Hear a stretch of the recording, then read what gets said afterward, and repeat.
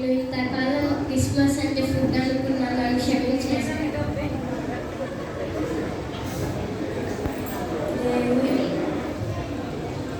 ఇన్ని రోజులు క్రిస్మస్ అంటే షాపింగ్ అని, డెకరేషన్ అని, రకరకాల స్నాక్స్ అని అనుకున్నాము. కానీ నిజమైన క్రిస్మస్ ఏంటో ఈరోజు చూశాను. ఆయన మానవుడిగా మన మధ్యలోకి వచ్చి మన పాపములను క్షమించి విముక్తి చేశాడు. మరియమ్మకు ప్రసవేదన వచ్చినప్పుడు సత్రంలో స్థలం లేదు, కానీ యేసయ్య తనను తగ్గించుకొని మన కోసం పశువుల పాకలో జన్మించాడు. ఇంత సాధారణమైన స్థితిలో ఆయన జన్మించారు, మీరు గమనించారు కదా. సారీ బ్లెస్సీ.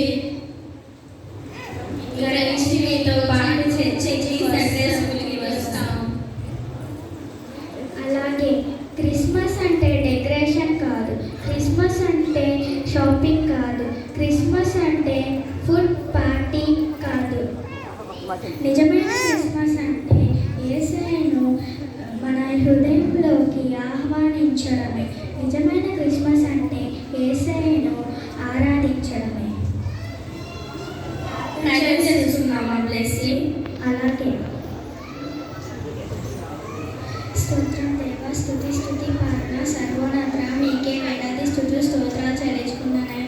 అయ్యా నిజమైన క్రిస్మస్ ఏంటో మీరు మాకు చూపించారు. అయ్యా నిజమైన క్రిస్మస్ అంటే షాపింగ్ కాదని మీరు చెప్పారు. అయ్యా క్రిస్మస్ అంటే డెకరేషన్ లైటింగ్స్ కాదని చెప్పారు. అయ్యా క్రిస్మస్ అంటే ఫన్ పార్టీ కాదని మీరు చెప్పారు. అయ్యా నిజమైన క్రిస్మస్ ఏంటో మా స్నేహితులకు చూపించారయ్యా. మీకు వేలాది స్తుతులు స్తోత్రాలయ్యా. అయ్యా మా ఫ్రెండ్స్ని మార్చినందుకు మీకు వేలాది స్తుతులు స్తోత్రాలు